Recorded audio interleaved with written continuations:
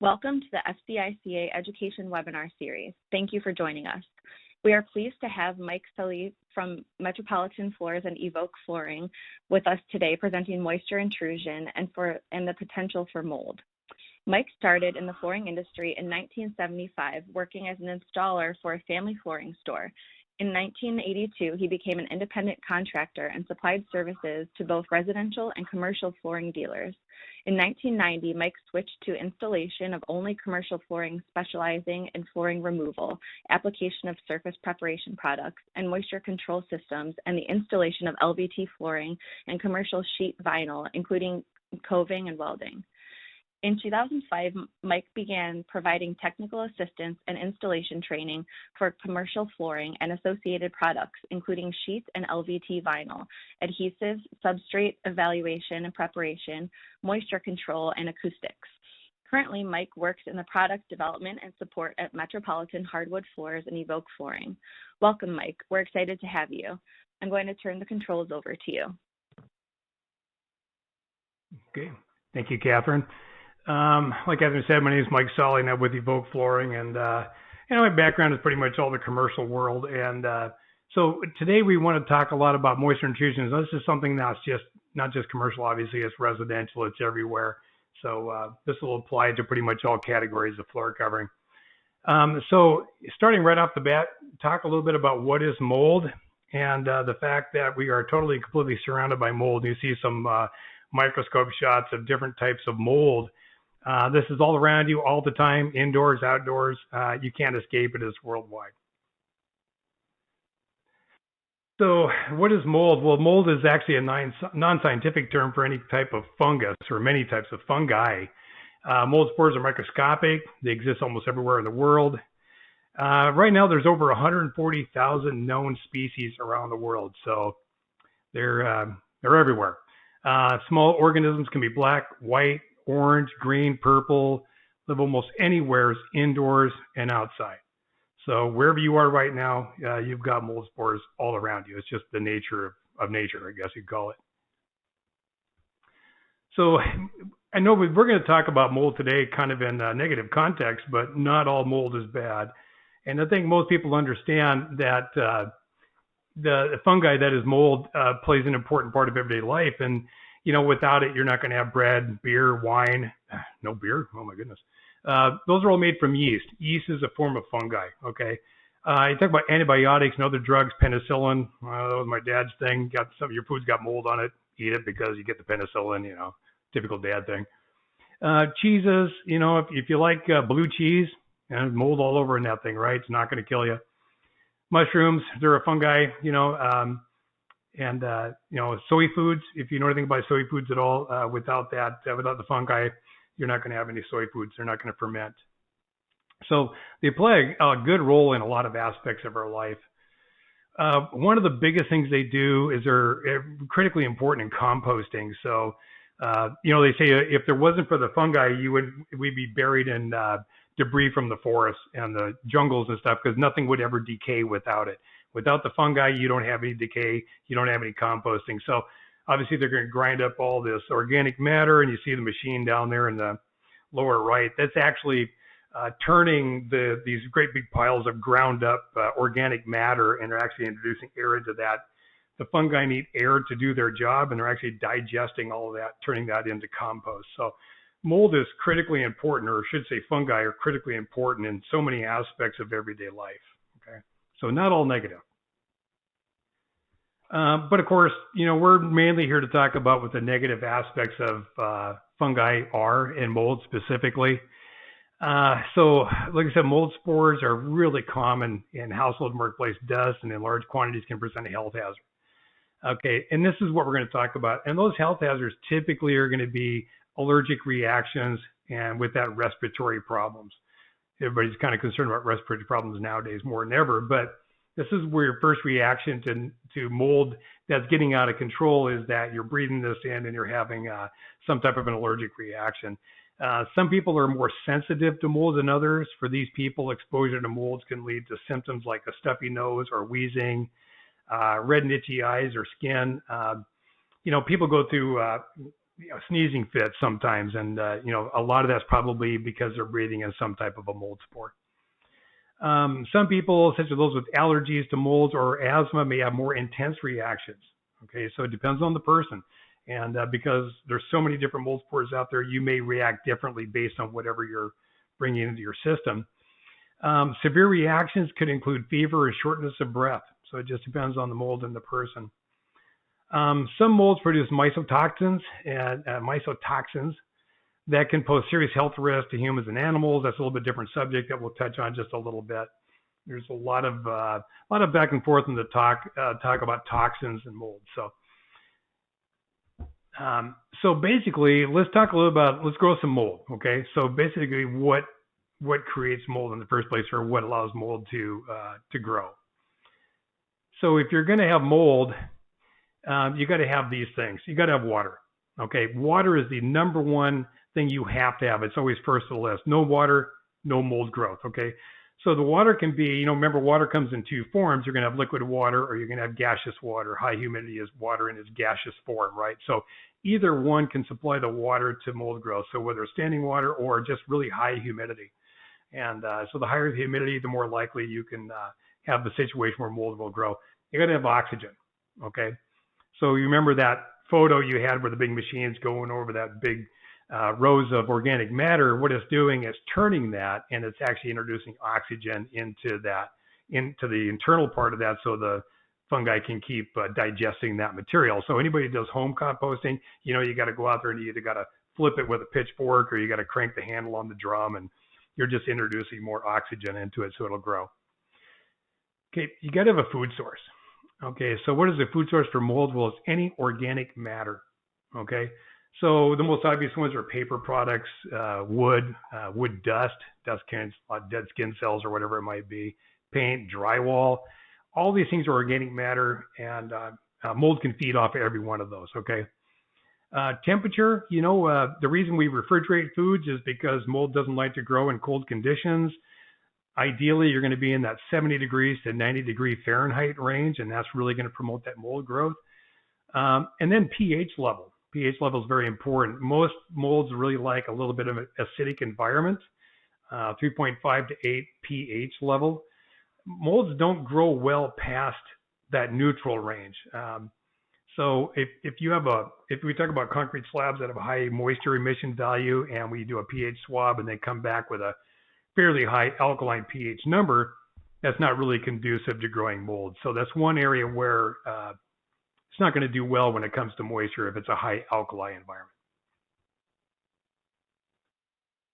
So what does it look like? Well, these pictures give you an idea of what a mold spore colony would look like. So if they produce in large numbers, these small spores, microscopic, start to grow quickly. Then they add up into these visible colonies, and they can look a lot like this. I've seen a lot worse than this, but this is not uncommon. This would be common if you had a building that was closed up. If it was a vacant house, as an example, and there's no HVAC running, summertime, there's some moisture intrusion, there's a lot of high temperature, you've created this perfect Petri dish for mold to grow in. So this house is basically just a Petri dish, and this is not uncommon if you don't have some type of air movement or a means of getting that moisture out of the air. Conditions like this is inside of walls, this is in a crawl space.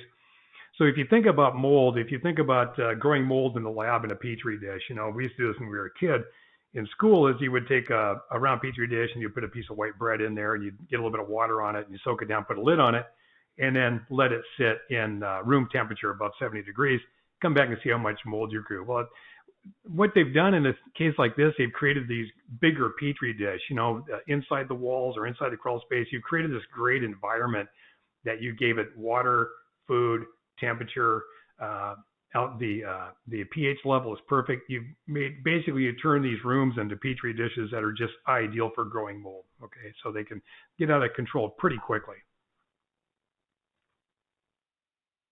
So when we talk about eliminating mold, we get into the issue we have where we got water everywhere. Okay, water is all around us.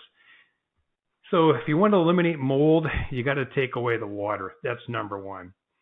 So what we have to do is identify and eliminate sources of liquid water. We also have to identify and eliminate sources of high moisture vapor, okay? And we have to stress the importance of acclimating spaces. So we're in the flooring industry, all of us, and we all understand about acclimation requirements. It's in every installation instruction. It's in all of our requirements that you have to acclimate. And so stressing that even more so, even we're talking about acclimating for the benefit of the product, but you also think about acclimating because we're trying to create a better indoor living environment. And one of those things you want to do is eliminate mold, okay?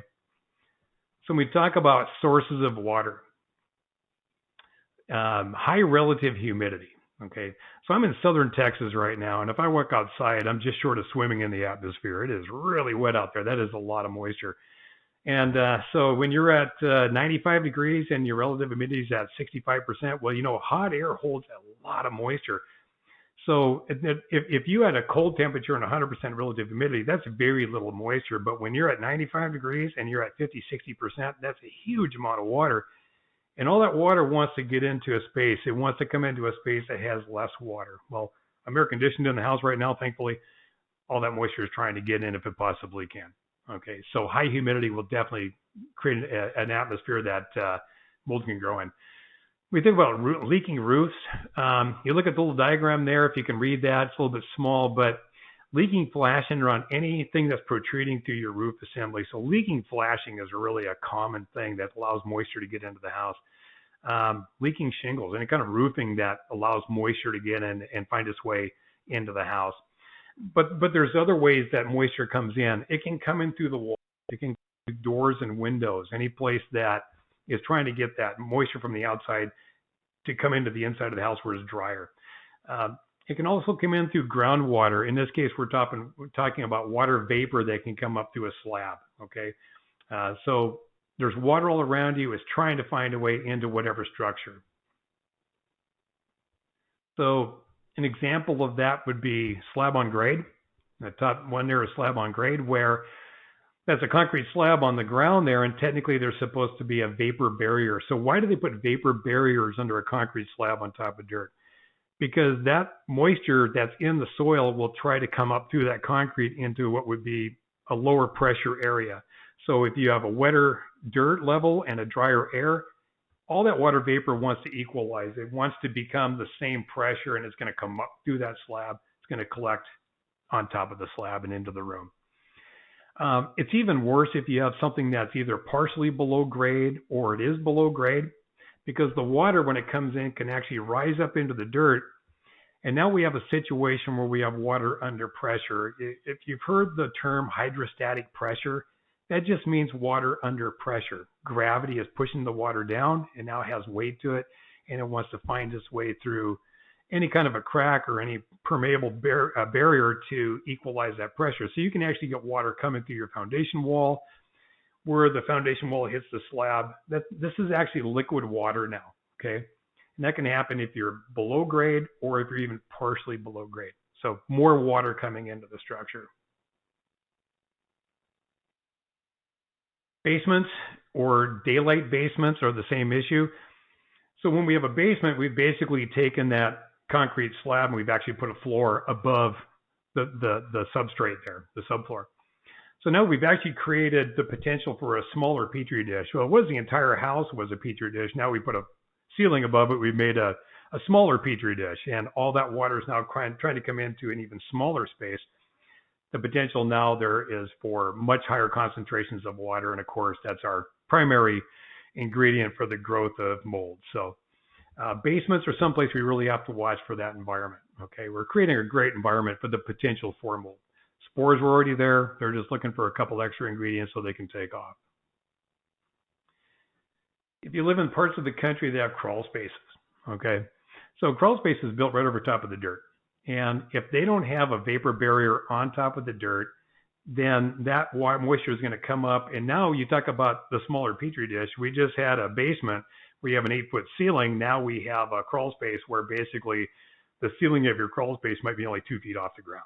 Okay, so it's a much smaller space for all this moisture to accumulate, and standing water can accumulate. And of course, that's going to create another environment You saw the picture of the crawl space, all the mold in it earlier. It's an example of what can happen if you're creating this perfect environment. The Petri dish is there, right? Crawl spaces, if somebody came along and pushed dirt up against one side of the foundation wall, this happens a lot in landscaping where they built the building correctly, landscapers come, start shoving dirt up against the house or the commercial structure, it doesn't matter. Now you have that additional component of possibly getting liquid water to come through that foundation wall, or certainly just more water vapor can come through that wall unless it's been treated to prevent that. And then, you know, you got a crawl space. Now you have, I've seen it where they've actually moved dirt around all four sides of the building and created this potential for moisture to come into that crawl space, right? So in every case like this, what they'll do is they'll put 6 mil visqueen or a poly down into the crawl space to cut off that moisture out of the dirt. And a lot of times they'll paint a waterproofing membrane to the outside of these slab walls. And the goal there is to keep moisture from coming through, right? They're trying to eliminate that moisture. So, you know, the reason we're talking about mold here is we want to talk about how it affects floor covering products, okay? And so floor covering products, there's a couple different ways of looking at this. One is called biopolymers, which is a pretty impressive word when you think about it. Now, I'm going to start using that word more often, but biopolymers, what it says there, it's a natural product. It comes from the cells of living organisms, okay? So any flooring or associated product that is made up of biopolymers, which is basically a biodegradable product, can potentially become a food source that will support mold growth. Example of that is wood flooring, okay? So, you know, your wood flooring becomes a primary food source if you're not careful about how much moisture is in your structure. Non-biodegradable flooring will not be affected directly by conditions that will support mold growth. However, the durability of the installed product can be heavily affected by the conditions that will support mold growth. So a good example of that would be ceramic tile. So, you know, high humidity levels and all these other things, they're not going to affect ceramic tile in and of itself. But certainly all the structure around it can be affected. And we've all seen pictures in bathrooms where there's mold growing up the walls, it's coming across the floor. If there's a wood substrate below the backer board, it's being heavily affected. You're losing all that support. You're basically, the building is rotting out around the ceramic. So in a sense, all flooring products are going to be affected by mold, or at least the conditions that will promote mold growth, okay? So everything honestly is affected, some just more so than others. In the case of wood, is going to be heavily affected, right? So when we talk about wood flooring being something that is heavily affected, well, natural wood flooring can be, it's interesting, if you understand about wood, and all of us probably deal in the wood industry along with all the other flooring components, water is the enemy of the wood flooring, right? So natural wood flooring is kind of that canary in the mine. If you guys know what they mean by canary in the mine, back in the old days before they had gas detectors down in the mines, they would bring little cages with canaries in them. And if your canary keeled over all of a sudden, you know, all the miners not running for the exit because it's the sign there's probably gas in the mine that you can't see. You can't see it. You can't smell it. This is how they know. So in the wood industry, we're always looking for water. Where is it coming from? So we got a couple of tools that we use a lot. A moisture meter, obviously. We want to check the substrate. We can check walls. We can check the wood itself. And the other one's the hygrometer, which is combining relative humidity in the air along with temperature. Okay. And we utilize these because we're looking for water, because that is the enemy that's going to cause a problem. So you have these tools at your disposal. And of course, at the same time, when you're looking at potential for moisture, you're also identifying the fact that mold could grow in these conditions too. So if it's bad for wood, based on what NWFA and others set as guidelines for the conditions they should have that are optimal, well, when you start moving outside of that range, you got to stop and think, I'm also supplying the potential for mold growth if I don't get this building acclimated in order to support the wood.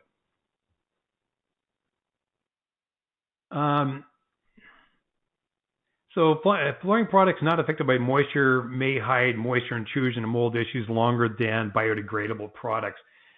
What we mean by that is we have a lot of flooring products nowadays that are touted as being waterproof or extremely water resistant and all these things, and they're phenomenal products. They're really, really good products. They in themselves are not going to be degraded by the moisture that's in the room. But at the same time, it doesn't mean that the conditions that support mold aren't happening around it, whether it's probably in the substrate, at the base of the wall, all these things. So it used to be, if your wood was starting to do some really strange things, it was cupping, it was doing all these different things that are, we don't want to see. That was a sign that you had moisture intrusion, whether it was water, liquid water, water vapor, whatever. Remember, that was your canary in the mine. You look at your floor and go, my goodness, my floor is kind of freaking out here. It's growing on me. I mean, wood is a tree.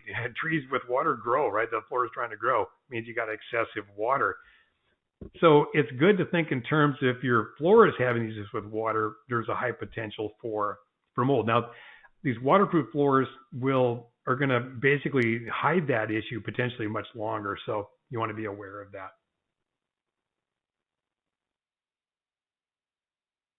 So we talk in terms of the flooring contractor. It says, well, so this is where mold and being aware of how mold grows and what the conditions are. That's why it's important for the flooring industry to be aware of that. Well, many flooring products state that they don't require acclimation to the job site before installation. It's important to remember that all buildings should be acclimated to the ambient conditions stated by the flooring manufacturer. So on one hand, they're saying that these are incredibly moisture resistant or even waterproof products, but if you read through the instructions, what you find is they're very specific about their acclimation conditions of the structure, right? So it's easy to think that, well, I can put this anywhere, that it doesn't matter what's happening in the building around this, I can just go and slap this product down there, it's not affected. And that's technically true, but you should be aware of the fact that you really want to know what's going on around it. What's happening to the rest of the building. You don't want to come back and find out the only thing left is the building's gone, but the floor's still there. That's, it's a good testimony for the floor, but maybe not a great testimony for the actual installation of the product. Flooring acclimation requirements set by the manufacturer are typically set at a level that is most comfortable for daily home and office life. Typically, that's somewhere around 68 to 72 degrees, although my wife seems to think that 75 or 80 is more normal, I guess. And humidity levels of 35 to 50%. Okay, these are very comfortable living and working conditions. And what's interesting about this, meeting the manufacturer site acclimation requirements for temperature and relative humidity will fall almost exactly into the recommendations the EPA says to diminish the potential for growth of mold colonies. So you read through that for a second and you go, it's interesting that the very conditions that we usually put into our instructions for installation for acclimation are almost spot on to what the EPA is saying. Look, if you want to minimize potential for growth, just meet these acclimation requirements. So in the flooring industry, we already have a guideline to follow, okay? You may have a food source, but if you don't have water, then you don't have any mold growth. It can't grow without the water. So when we read through our instructions, we're seeing constantly talk about checking for moisture vapor, moisture emission. We always test our slabs for moisture. There's all these things, because moisture is the enemy of maintaining that level of acclimation we're looking for. It's also the enemy of combating mold growth.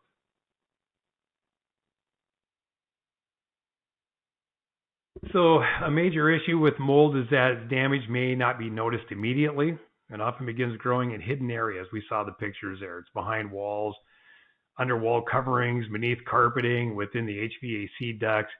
And by the time we smell the odors and realize there is a problem, the resulting damage liabilities can be enormous. And liabilities is something that we'll kind of touch on just a little bit. Many times it's the flooring contractors that first discovered the extent of mold, okay?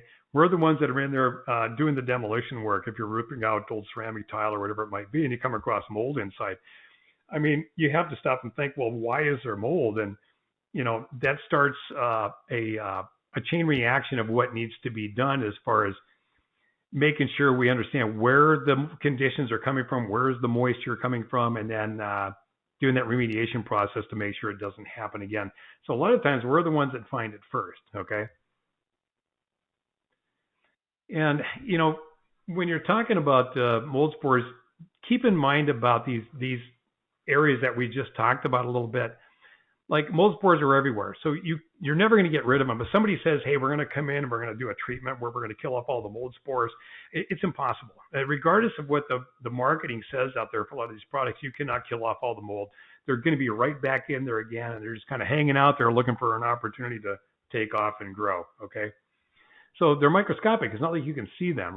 And they can enter your house, your workplace. They're going to come in through windows, doors. They're going to be on clothes and pets. They're just everywhere. And they thrive on moisture. Okay, so mold spores can grow quickly into colonies exposed to water. So you're always looking for that water source. They produce those allergens and those irritants. This is what people are noticing. By the way, when you come into a house and you can smell, you're walking off the street, and we talk about how can we detect when there's mold in a house. Well, typically, is two ways you're going to know you got mold in a structure. You can smell it, number one. It's got a musty odor. So this is actually from this process of off-gassing, okay?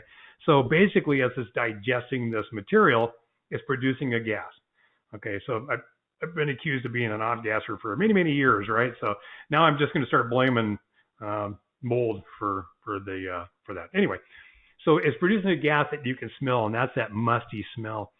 The other one, you can see it. I mean, mold spores don't hide. Once they start really coming out there, if you go into that crawl space, if you start looking in certain walls, especially in bathrooms where maybe the bathroom isn't well vented and the moisture builds up, man, you just got a perfect environment for mold to grow, and you're going to see it. And that starts that process of going back and find out, why am I getting mold? Maybe it's only a ventilation issue. That's possible. But maybe it's another issue. You have water coming into the structure, right? So when you talk about mold, it produces a strong musty odor, and that odor can lead you to possible mold problem areas. So a lot of times you can follow the smell. I did a commercial job one time in a grocery store. They had a closet that had a lot of water damage right around the base. Couldn't hardly get this door open, but I opened it up, and it was a water manifold in there from outside, and literally there was hair, fuzzy hair growing everywhere inside this room. It was the most awful thing you've ever seen, but that door being closed had created this perfect environment. It was warm, it was wet, it had food source. It was just the ideal place to grow mold, and it was a very successful grow operation going in there.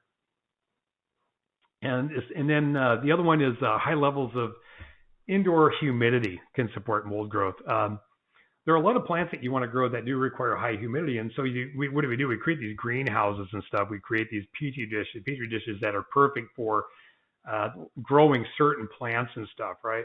So keep in mind that mold spores are a plant. I mean, they're going to want to grow if you create that environment. So touch a little bit on responsibility when it comes to the possible ramifications of identifying that there's mold in a space, but not really addressing it or not bringing it to somebody's attention. These are things that, as a contractor, you should have some type of plans in place to say, look, if I send my guys out to a project and they come across mold, what are they going to do? What is my standing operating procedure? Do we just go ahead and ignore it? Do we call a general contractor? Do we call the homeowner? You should have a standardized process for knowing what to do when you come across that, because you have identified now that there is the potential for a much larger issue. And if you do the work and somebody comes back a year later saying, hey, there's just mold going crazy in this place, why didn't you guys say something back at the time you were doing the work on the house or the commercial structure, whatever? What kind of legal ramifications could there be? And I think mold is one of those things where we talk about asbestos, we talk about fiberglass, we talk about silica laws, all these kind of rules and these kind of things when it comes to airborne particulates and stuff. What are our requirements when it comes to mold? Are we legally bound to have to address this at a high level? Are we morally bound to address it at a higher level? That's something that everybody has to decide for themselves. But you want to be aware that if you send a salesperson out to actually, look at a structure, an assessor of some type, and assess a building, and the first thing you smell is a moldy odor, you actually see mold growing, that should start a process of identifying, what it is. And then I want to touch on toxic mold.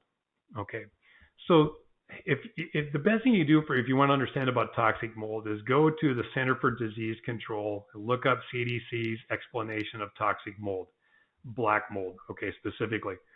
So remember, black mold is just one type of mold. Mold comes in a lot of colors. Black mold doesn't always mean you have toxic mold, or everybody wants to say black mold is what's gonna, just look at it long enough and it's gonna kill you. Look at it through a glass window, it's gonna kill you or something. But educate yourself on black mold because they're not always the same. And they talk about the toxins that they release. If you listen to these mold remediation companies, they make it sound like, boy, you better put on a moon suit. You better go in there with these special cleaners. We got to kill back that mold. That's not always true. They're selling a product and a service. So, of course, they're going to want to make it sound like the worst case scenario is very common.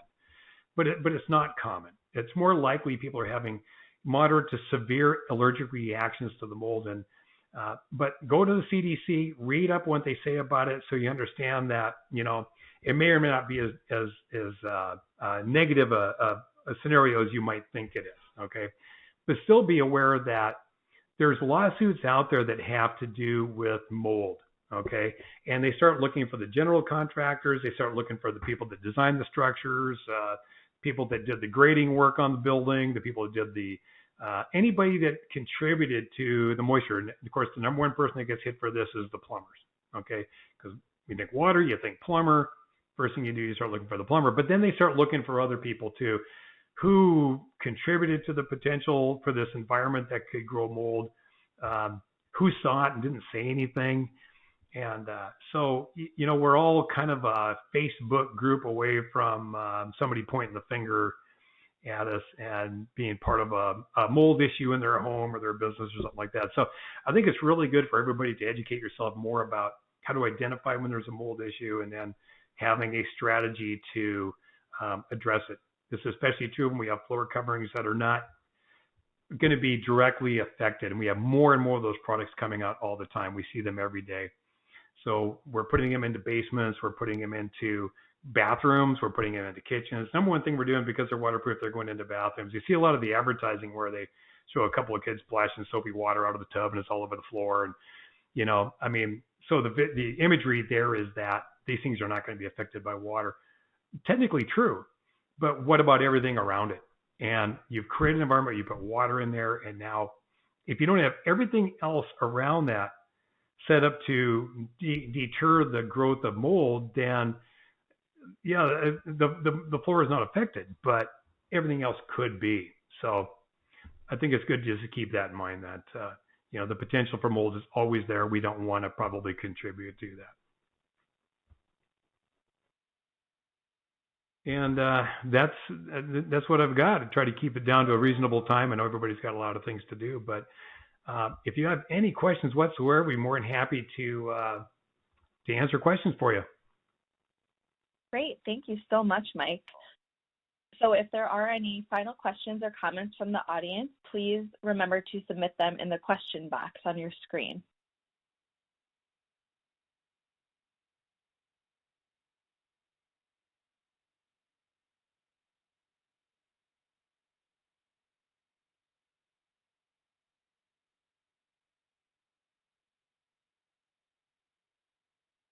Okay, it doesn't look like there are any questions from the audience. So on behalf of FCICA, thank you, Mike, for presenting today's webinar, Moisture Intrusion and the Potential for Mold. SIMS, you may now navigate to the Submit Credit tab to receive credit. Please note that you must be signed up into the education platform for this feature to work. If you have any issues, please let me know. Thank you so much for joining us and have a great rest of your day.